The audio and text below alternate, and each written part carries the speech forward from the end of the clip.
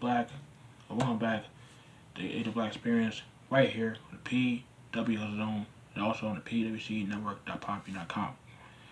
And today I want to give you my thoughts on a certain topic that broke this past weekend during before or during Bound for Glory.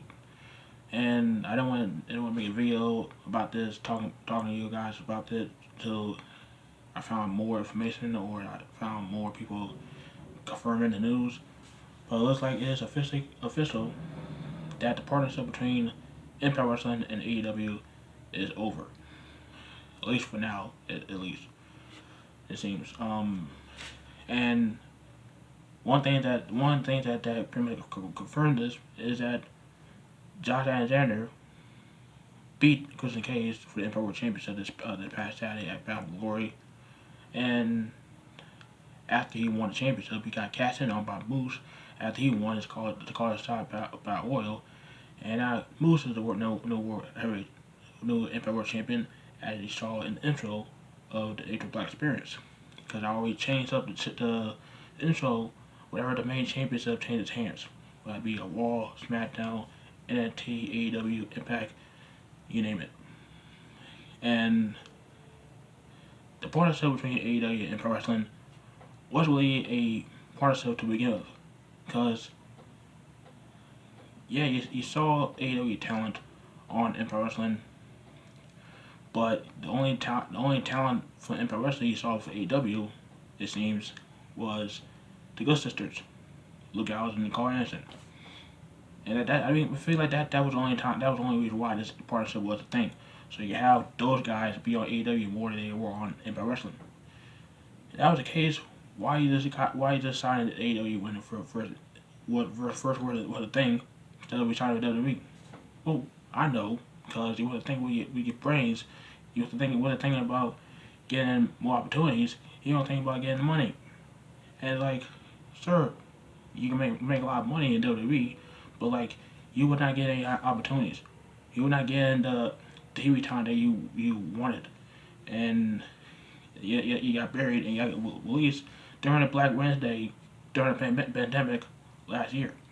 And Carl Anderson now want to talk shit about WWE when WWE trying to do something good to avoid something like the situation that happened, so to avoid their talent getting in a situation that happened with Daphne committed suicide, and they wanted to get their fellow talent therapy. That was it. That was not the time for Carl Anderson to talk shit about WWE. And all due respect, well, all disrespect, I seen a lot of hot Asians that are way harder than your so-called Asian wife, Carl. And as for Luke Gallows, you went from marrying to someone that was pretty much name brand to dealing with business that are store brand. If you get any STDs to those chicks, don't go crying to your ex-wife for help. And that is too sweet. But anyway, moving on, let's go talk about how this partnership was just a waste of time.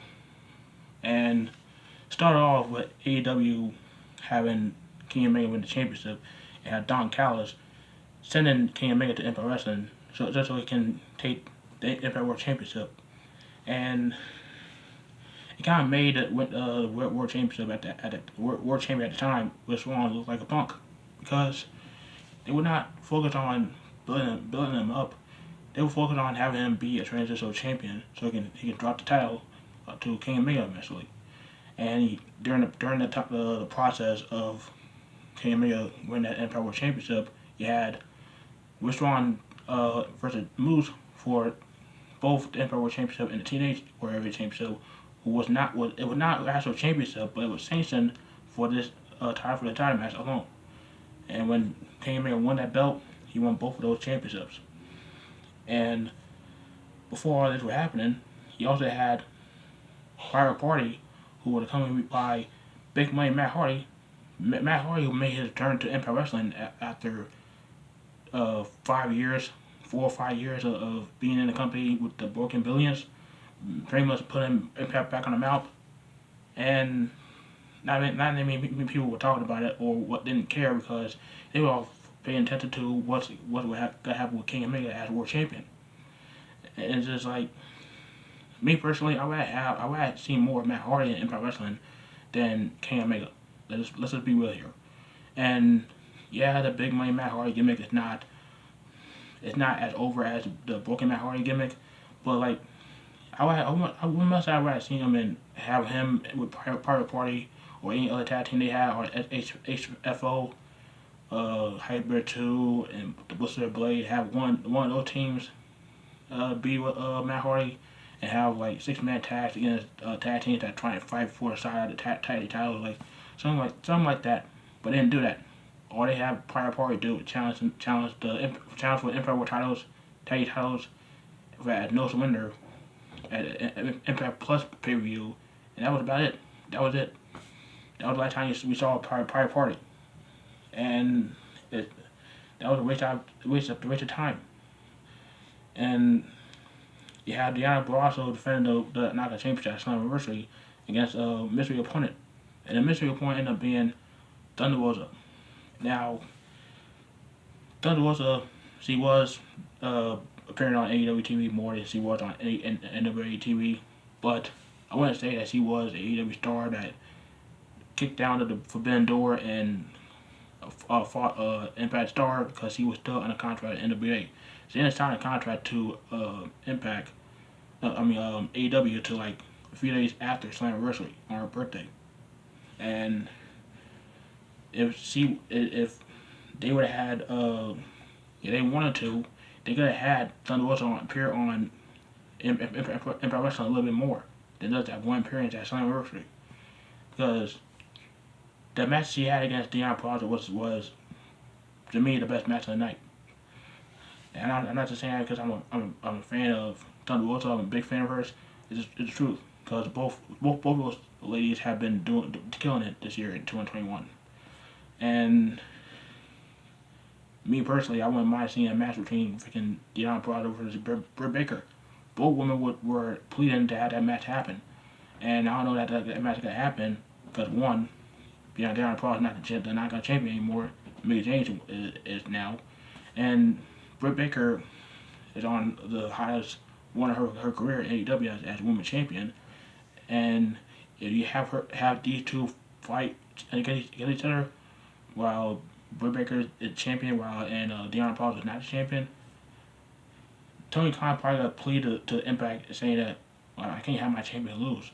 And like you gotta trying to convince Impact to have Britt Baker beat Deanna Purrazzo, which I don't think Impact would be happy about that, because Deanna Purrazzo been the face of the Knockout division ever since she came to the freaking company, and Britt Baker has been working her way up, trying to be the face of their women's division, AEW women's division, and avoid getting injured, avoid being born in the ring, because she's getting better in the ring, but it's not like top tier. But she is over as a heel. Every time she does the DMD, the crowd goes crazy. So she's going into that phase of Becky Lynch over as a heel. But I think Britt Baker being over as a heel is better than Becky Lynch being over as a heel when she turned heel the first time around and she became the man. So that's one match I want to see. And if it does happen, it probably gonna happen at a show at WrestleMania weekend of some sort. But I don't think it will happen in AEW or Impact Wrestling anytime soon.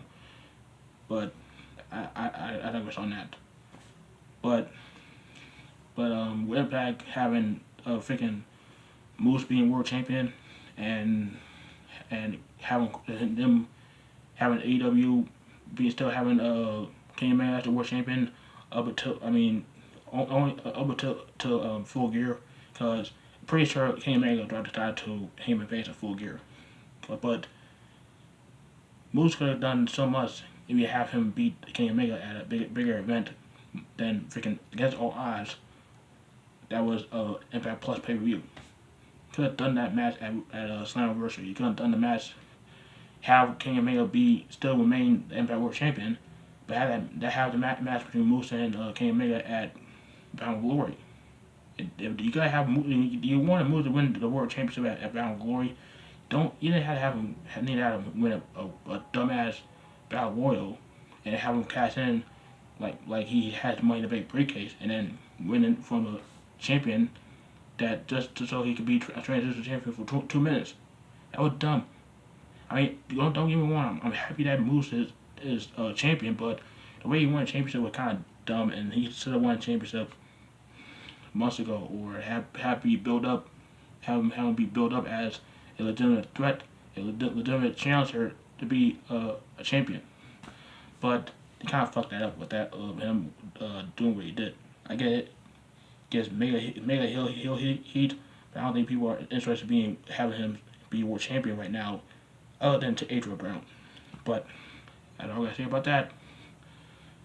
At the end of the day, the partnership between AEW and Impact was a waste of time, and they could have done so much with this partnership, but they chose not to. And will they ever work together? Probably not. I think it would be best if they don't work together anymore, because it would have been so cool to see matches like him and Page versus Moose, Deanna Praza versus Britt Baker, hell, Shane Guevara versus any member of any guy from the X Division, with the exception of Wadi Wazoo, because fuck that guy. But like, it would have been have so many good dream matches you guys could have, but the whole partnership was a waste of time. The only reason why this partnership was a thing so you could bring Gallows Anderson into AEW for what? Just for a cheap pop. Nobody cared about them whenever they came out to do tag team matches or singles matches when they just came out by themselves. When they came out with the Elite, everybody was cheering. But they weren't cheering for them. They were cheering for Adam Cole. They were cheering for Kenny Omega. They were cheering for the Young Bucks. They're not cheering for Carl Anderson and Butthurt Gallows. That's just a fact. But I guess on that, let me know what are your thoughts on the partnership AEW and Impact Wrestling. Do you think they will ever resume a partnership? Do you think Impact is fine with their partnership with New Japan? Do you think that AEW is just fine with just not doing a partnership with any company at the moment? Let me know down below in the comments. Make sure to like the video, subscribe, tap the bell on the YouTube about dumbest in my videos. If you listen to this on PVC Network.com, make sure you check out all the latest shows that upload on the show on the feed, and also make sure you check out Jimmy T whenever he comes back battling COVID-19. He been battling COVID for a few weeks now, and hopefully we get to hear him back in our ear holes talking shit about AEW with Chris Amps on Really Nice Skirmish. So make sure you check those shows out. Make sure you check my channel out and my show, the H4 Black Experience, on either the PBS Zone or PVCNetwork.poppy.com. And speed of the PBS Zone, check out next month. I'm gonna be uploading a tribute video or two. I'm also gonna be uploading the PBS also and hitting the marks for the moments. No more hiring media, cause fuck them, cause those guys have, some of the people have been just, they're a victim of their own success. I just gotta say that and move on. But next month gonna be a pretty crazy month for me. I'm gonna be heading to North Carolina for Westcade Weekend 2021. So we'll be on our third Westcade. So I'm very excited about that. Might do a vlog like I did in 2019. Who knows?